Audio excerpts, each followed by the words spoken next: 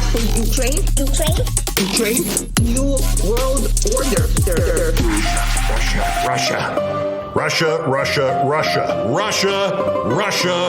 Russia. Oh, yeah.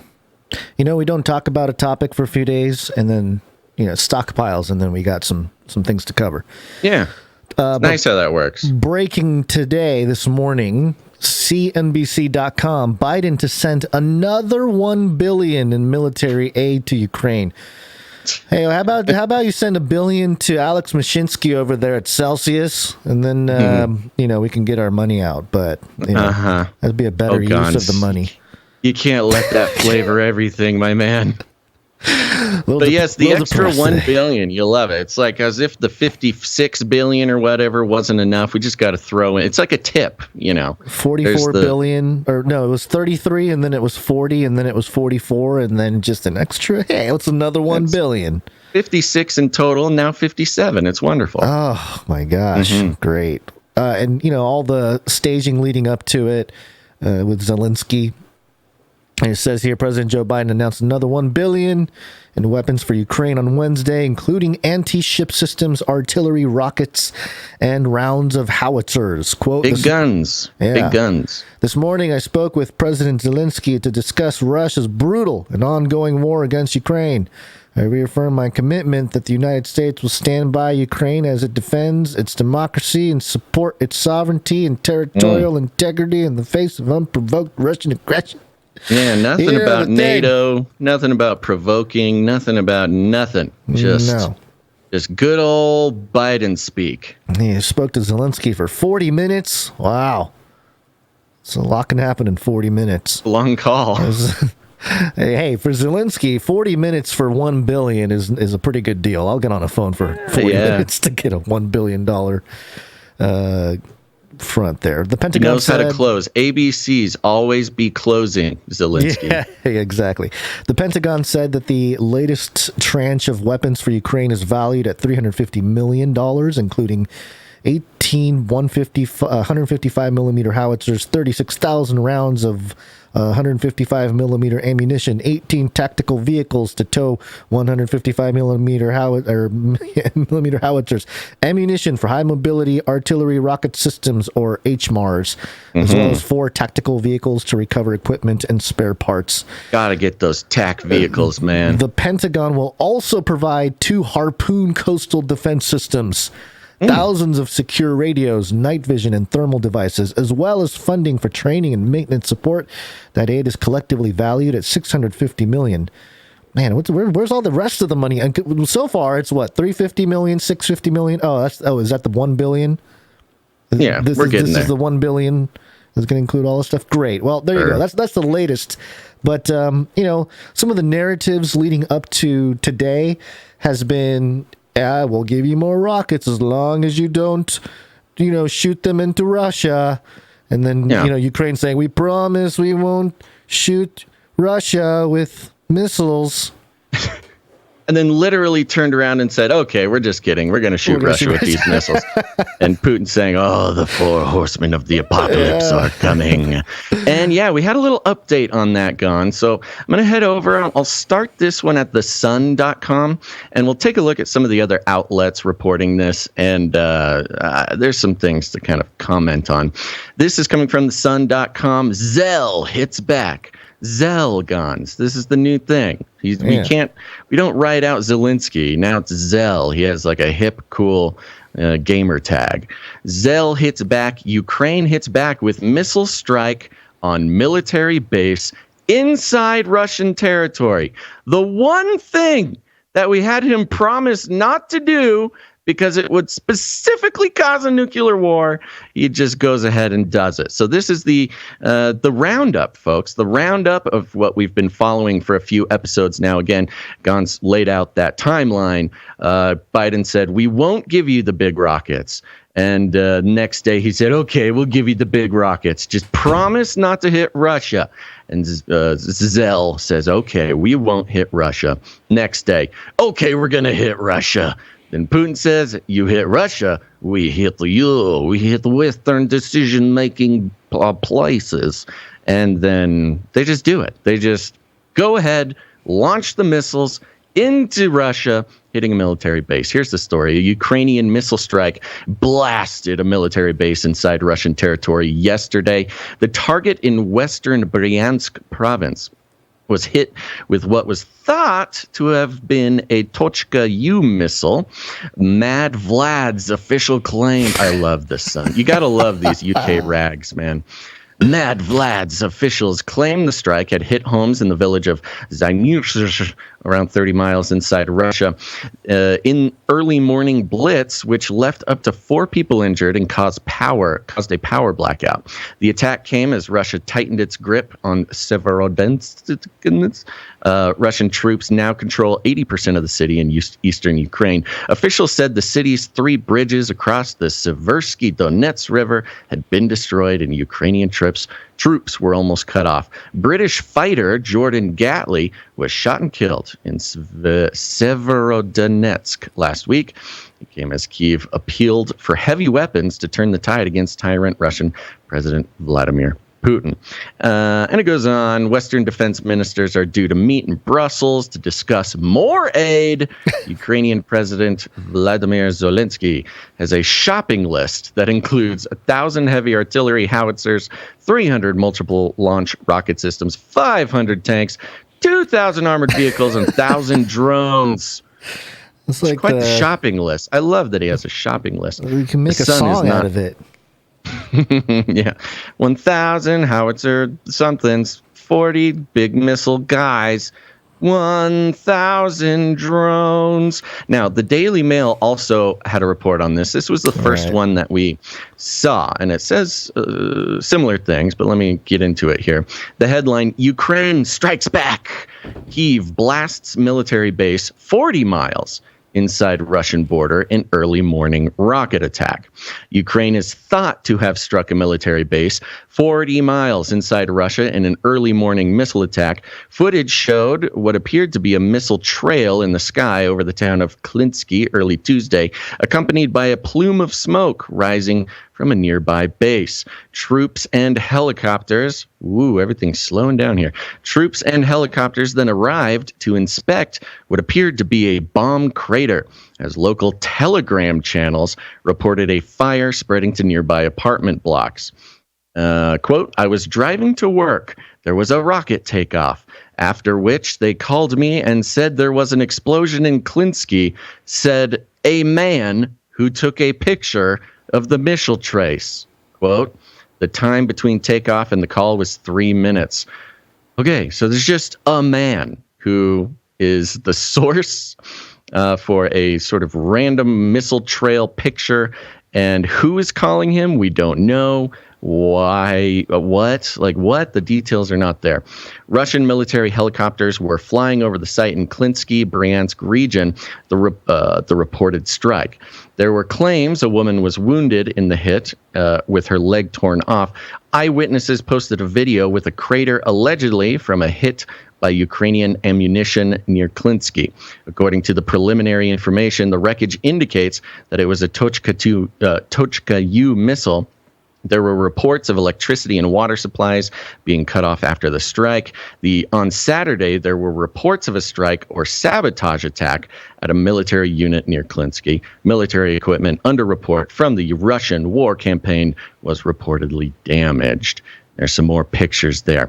So here's the thing. The only outlets really, as of this morning, reporting this type of story were the Daily Mail and the Sun. Admittedly, both of them not necessarily the most credible, outlets, and both of them having a significant lack of, real journalistic value in the story. I mean, integrity is different. I don't think they're lying here, but there's just not a whole lot of value. No credible sources. If there isn't value, then what's the purpose? Well, that's a really good question, and I have a response to that. But let me say, it also sort of seems like these two reports from the Sun and the dailymail.co.uk are they seem to be discussing different happenings, two different events. which, is one thing for the Ukraine to have one missile strike within Russia using U.S.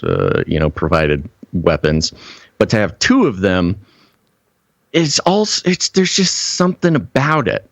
Now, we have not seen a response from Russia, which is strange because their threat to, basically start a nuclear war if this exact thing happened was very clear and very reported on quite a bit.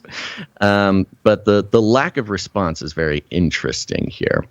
There is a very good chance, just to say it straight up, that this is, basically just propaganda, Telegram, social media rumors mixed with, some sort of strange explosion and or false flag event or attempt from Russia to give justification to, I don't know, elevate the situation, increase the temperature. They both say that they're military bases, but you're saying that this is two different military bases, or are you saying that it's the same place, but they just report it differently? They talk about two different places. One of them is talking about Bryansk region. Right? Yeah, I'm sorry. Let me go through this again. Does it mention Bryansk in the UK? Yeah, okay. Klinsky in Bryansk region.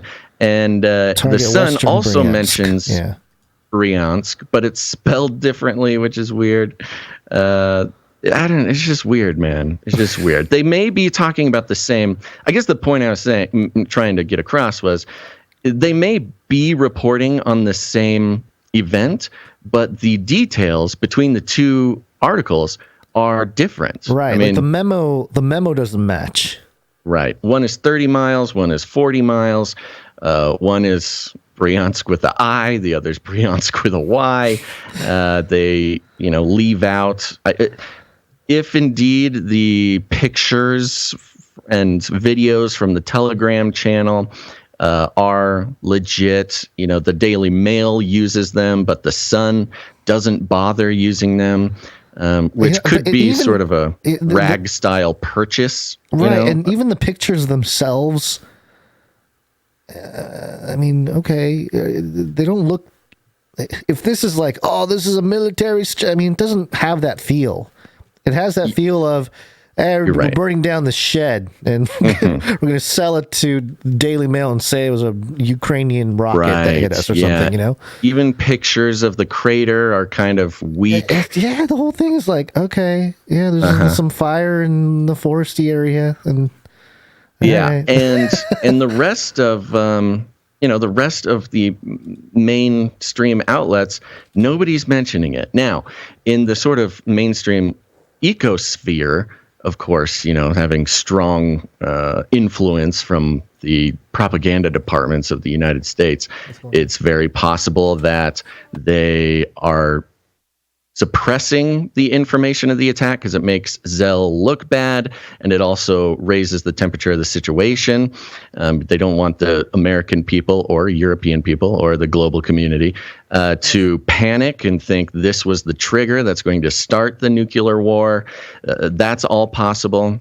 It's also possible that the Sun and the Daily Mail just sort of were sent these stories from an anonymous source or whatever. Could be Russian disinformation. The fact of the matter is we just don't exactly know. The fact that a nuclear missile has not been launched from Russia is a good sign that perhaps this isn't exactly how it's being described.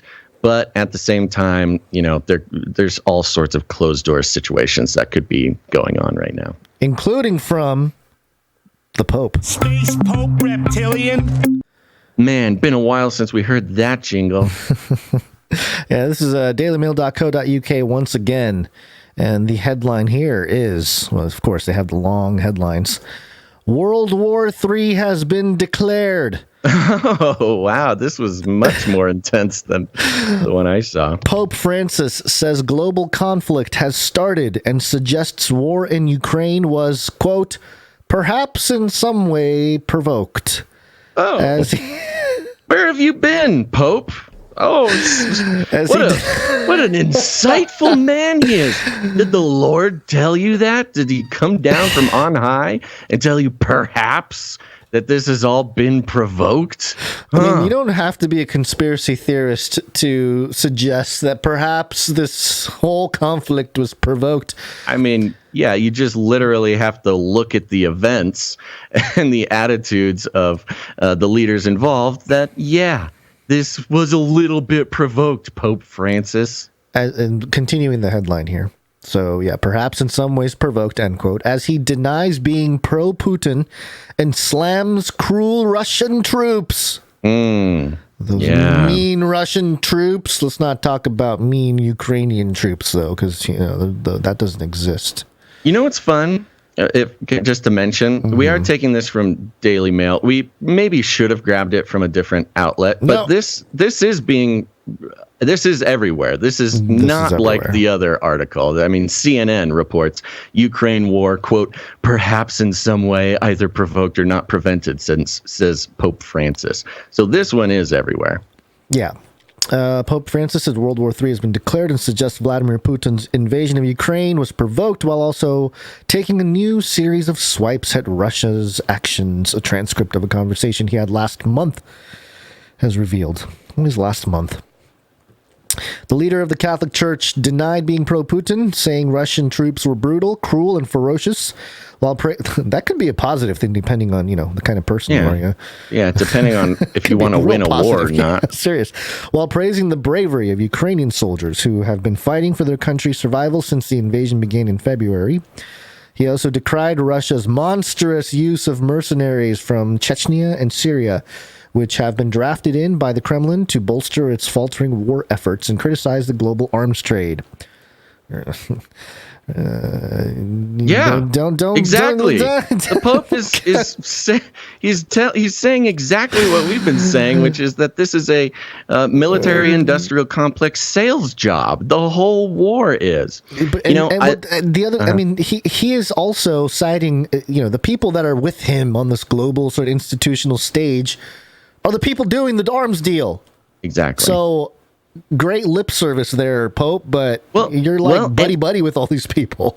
And even here's another quote from the thing. Yeah. I'm taking this from the CNN article. Okay. This is, quote, but the danger is that we only see this, just meaning what we see in the news. We only see this, which is monstrous, and we do not see the whole drama that is unfolding behind this war, which was perhaps in some way either provoked or not prevented. Sorry, I have to take care of the family for a moment, so I'm going to leave you with this for a second. I'll keep going here. Back. Right. And the quote continues, and I register an interest in testing and selling weapons. It is very sad, but basically this is what is at stake, he said. I mean, this is incredible. The Pope just straight up coming out and saying, there's a bunch of stuff going on in the background that y'all don't know about, and it's not about what it's being described as on the news. And there's the language of, and I register an interest in testing and selling weapons. It is very sad, but basically this is what is at stake. You got the Pope straight up coming out and saying what we've been saying for a while, which is, this is a military-industrial complex sales job. The entire conflict was provoked precisely for the reason of creating economic movement in the arms industry.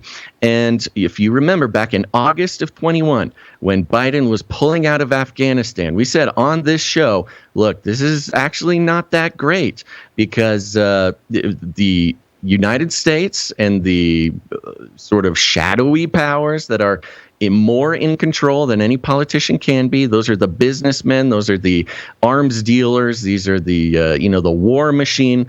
The war machine of the United States. The thing that drives everything is the military-industrial complex, which requires that the U.S. be in constant conflict.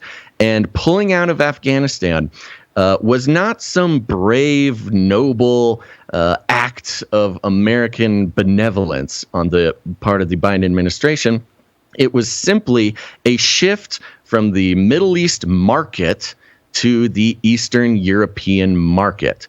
And remember, the whole rundown of the aid that is being sent to Ukraine is not brand new shiny weapons straight from the factory.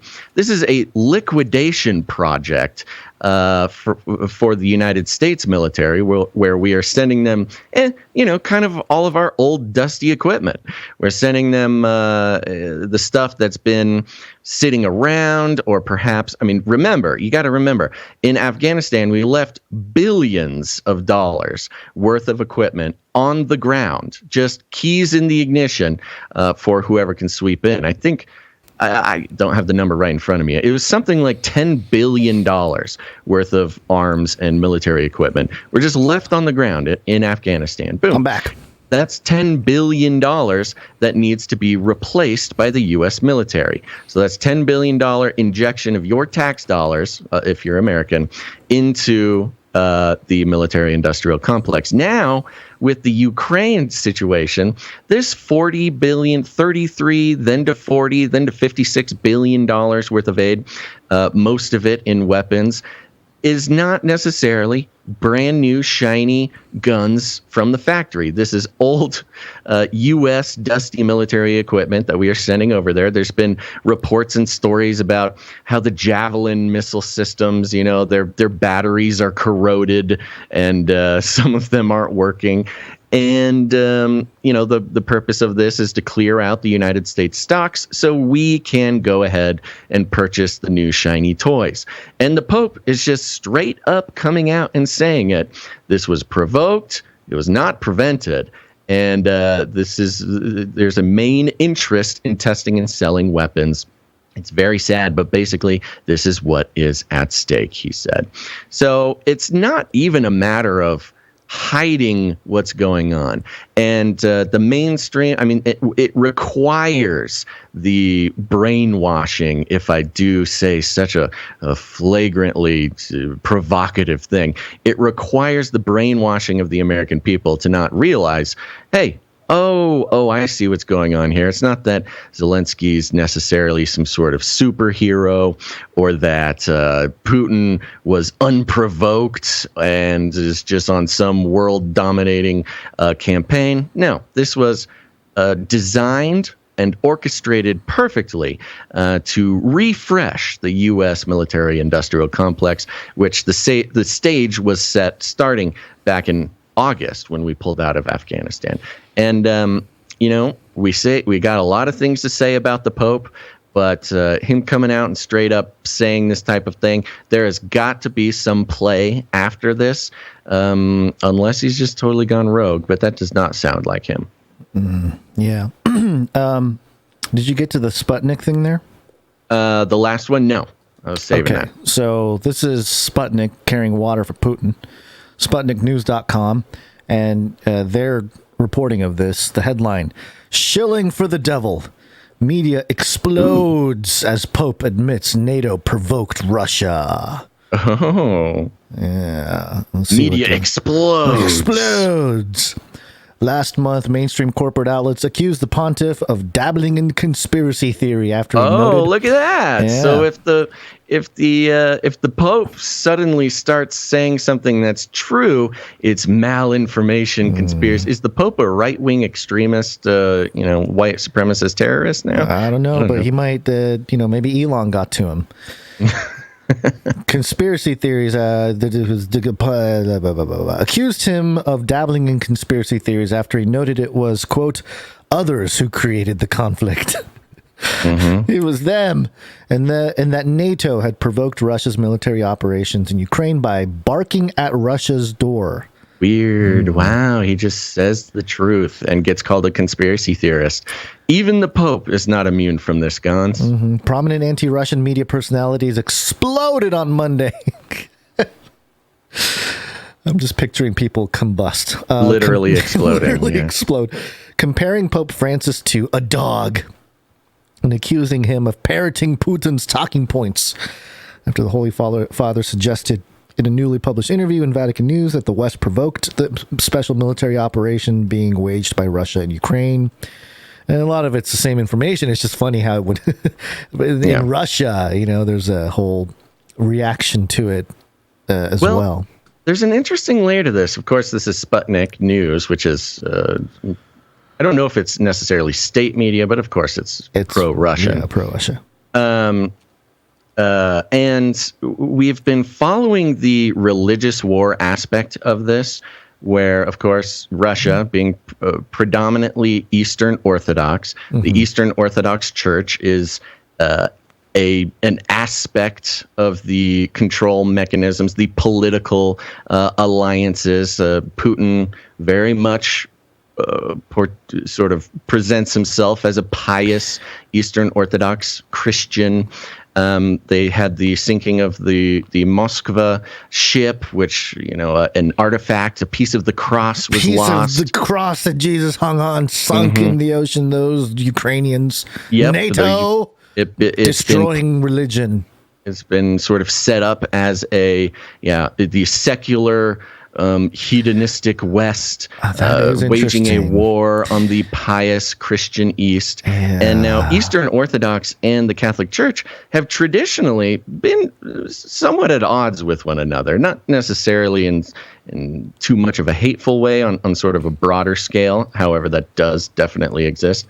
But the combativeness between the Eastern Orthodox Church and the Roman Catholic Church is notable, and especially notable in this conflict.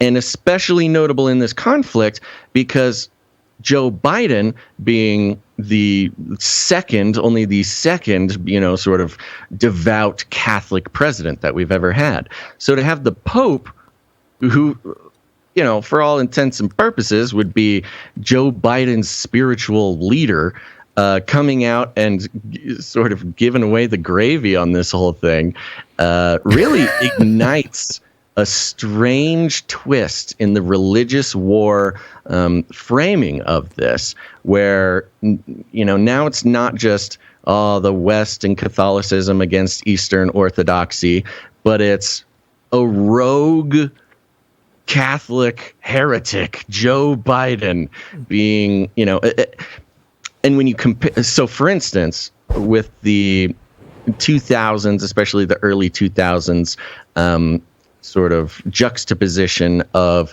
the Christian West being attacked by the Islamic Middle East, and the setup of that as jihad or holy war or religious war. And then in the sort of later aughts and into the early 2010s, there was a big social movement for, the terrorists they're not regular Islamists, or however, Muslims, I guess. They are sort of radical. They're radical. They have a perverse version of Islam. They, whether the facts of this line up or not, this is what the narrative discussed. And we have a similar setup here where once Biden was considered a sort of pious Catholic, he's sort of playing the role as the radicalized Catholic who does not line up with official Catholic stance, which is basically whatever the Pope says. So placing in opposition the Catholic president of the United States and the Pope himself really does mirror the sort of social engineering strategy of the, early 2000s, 9/11, Islam versus Christianity. I mean, it's the same playbook, but it is interesting that the U.S. is on the other side of it right now. I would be, maybe they're planning Joe to take over Pope Francis and become the next pope, and then and then Michelle Obama will take over the presidency in the White House. And that's then the not a bad idea. Will be complete. The DNC should give us a call. Democrats, listen, Democrats, you wanna keep your claws in this globalism. You appoint Joe Biden to space Pope Reptilian. Now, here's a question for you, Gons. the headline has a quotation marks around shilling for the devil, Yeah. which is hilarious. Of course, calling the Pope a conspiracy theorist. The word shilling, of course, a common conspiracy theorist's phrase. Shilling for the devil. You've got a very interesting sort of, I don't know, globalist, satanic cabal feel there. Who is this quoting? Who said shilling for the devil? It's one of the media people. So hold on, let me find the. Yeah, see if we can find it in the article, because I want to know who said this. Was this a Russian person who said this, or was this a Western person? Okay, so this is well, it's not really populating it for me. Okay, so it's this Luis Mensch. It's in the tweet. Oh, it's the tweet. Yeah, okay, it says, "We are NATO. We will expand our defense alliance as we wish at Pontifex. Your ego has consumed you. You are shilling for the devil. Maybe you should consider that the Holy See is completely surrounded by NATO on all sides, yet is still standing. Repent and believe in the gospel." Whoa, dude. Talk about religious propaganda, divide and conquer. Yeah. Whoa. That is. Who is this Louise Mensch person? She's got to be. So she's got. I cannot find this tweet. Did you have to click on a link to go to the tweet? No. Let me just pull up the tweet here. Yeah, my computer's going to explode because I'm carrying water for Putin by clicking on Russian links. Yeah, right, This is what we do for you people. Come on, Twitter, load up. Give Elon the keys and make this thing run faster. Elon, fire this thing up, man. This is slow here. What are we? There's another tweet from this Louise Mensch person. You Pontifex are excusing Hitler. You are excusing Hitler. You, the head of the church, are excusing Nazis. You have disgusted an entire continent. The damage is irreparable. You should resign as Pope and allow a man of God to take over the Holy See. May God forgive your wild narcissism. Dude, this quote for this tweet, her bio. So this is Louise Mensch. Blue check mark, by the way. Blue check mark. Got the Louise American flag. Mensch, American flag, Ukrainian flag, blue check mark. And in her description, it says, unhinged British witch, a textbook succubus, Russian insider, reverse Cassandra on Russia's invasion of Ukraine. Unhinged British witch, quote, a textbook succubus. Oh, Russian Insider. Is Russian Insider, is that an actual outlet, or is she just sort of... I don't know. But it's weird that she's like, I'm a witch. Well, these are in quotes. I know. So this Russian Insider, she's sort of claiming the hilarious... Is she doing it tongue-in-cheek? Is she like, she's saying, oh, this is what I've been called by Russian insiders because... That's what she's saying, I think that's what it is. I think it's sort of a... Yeah, it's a tongue-in-cheek, kind of thrown back at the Russian media, maybe that quoted her in the past or something like that. Because this is Sputnik quoting her again. You know? So she's at war with Russian media, obviously. Right. Yeah. Okay, that makes sense. Just more. Anytime there's mention of witches, so she's probably not a witch, but she's. Well, who knows? Well, you never know. I guess, that is bizarre, though. That is really bizarre. You gotta love Sputnik News, man. Gotta love Russian propaganda. Well, there you go. Shilling for the devil, folks. I think the framing of this as a religious war is really one of its main characteristics that is being ignored significantly by the mainstream media, and I think it's a really important one because it helps you understand the fervor and some of the, I don't know, just the wild sort of out of your mind attitudes towards the thing. And it's very useful. It's very useful. The United States has a long, successful history of using religion to justify all sorts of things. We saw it we've seen it for pretty much its entire history. So it's a very effective strategy.